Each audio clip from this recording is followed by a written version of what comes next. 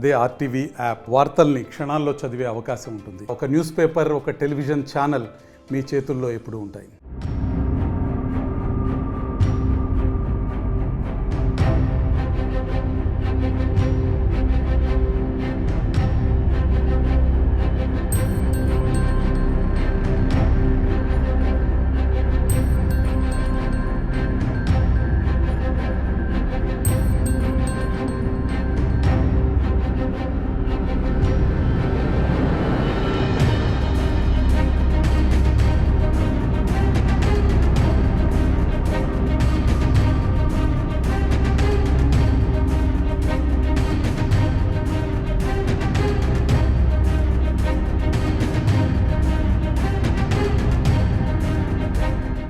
పైన కంప్లైంట్ ఇచ్చారు, okay encroachment మేము ఇచ్చాం కంప్లైంట్ నుంచి.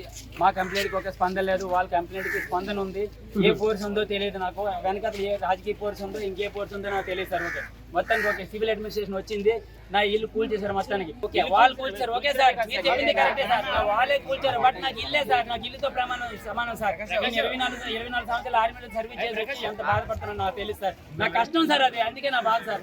ఓకే సార్ ఆ తర్వాత మీరు సార్ మీకు తెలియదు సార్ అలాంటి సర్వీసులు ఎంత ముష్కిల్ బాధ వస్తుంది అని చెప్పి సార్. ఓకే అంతా అయిపోయింది సార్. మొత్తానికి ఈ రోజు నాకు అన్యాయం చేసి వెళ్తున్నారు. మీరు మాట ఇచ్చారు, మొత్తం ధనాన్పేట విలేజ్ లో ఎన్ని అన్క్రోచ్మెంట్లు ఉన్నాయో అన్ని అన్క్రోచ్మెంట్లు క్లియర్ చేస్తారని చెప్పి మీరు మాట ఇచ్చారు, మీరు రాసి ఇచ్చారు. అందుకని చెప్పి మేము ఊరుకోవాల్సి వచ్చింది. లేదు నా ప్రాణం అక్కడ ఇడిచిద్దున ఏదో జరగవలసింది జరుగుతున్నాం. మీరు మాట ఇచ్చారు కాబట్టి సార్ నేను ఫైనల్ గా చెప్పాల్సింది, మీకు వార్నింగ్ ఇవ్వట్లేదు బస్ సార్. అందరు రిక్వెస్ట్ చేస్తున్నాం, టోటల్ గా ఎంతమంది అయితే ధనాన్పేట విలేజ్ లో ఎంక్రోచ్మెంట్లు ఉన్నాయి టోటల్ గా అన్ని తీయించవలసిన బాధ్యత మీది.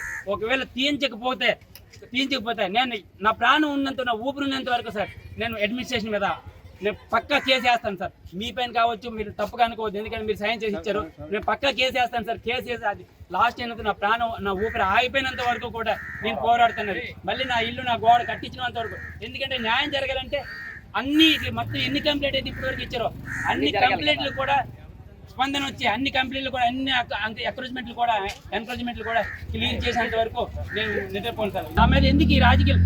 ఓకే సార్ నా మీద ఎందుకు ఈ రాజకీయాలు? అయితే గవర్నమెంట్ గెలిచిందని చెప్పి, గవర్నమెంట్ పైన ఉందని చెప్పి గవర్నమెంట్ ఈ విధంగా ప్రయత్నం చేస్తుంది. గవర్నమెంట్ నాయకులు అందరూ కలిపి, టీడీపీ మొత్తానికి కూటమి నాయకులు అందరూ కలిపి ఈ విధంగా చేస్తున్నారు కదా. అదే వైఎస్ఆర్ గవర్నమెంట్ ఉండేటప్పుడు వైఎస్ఆర్ ప్రభుత్వం ఎవరికైనా అన్యాయం చేసింది. మరిన్ని వీడియోస్ కోసం ఛానల్ ని సబ్స్క్రైబ్ చేయండి, లేటెస్ట్ అప్డేట్స్ కోసం వాట్సాప్ ఛానల్ ని ఫాలో చేయండి, అండ్ లింక్ డిస్క్రిప్షన్ లో ఉంది.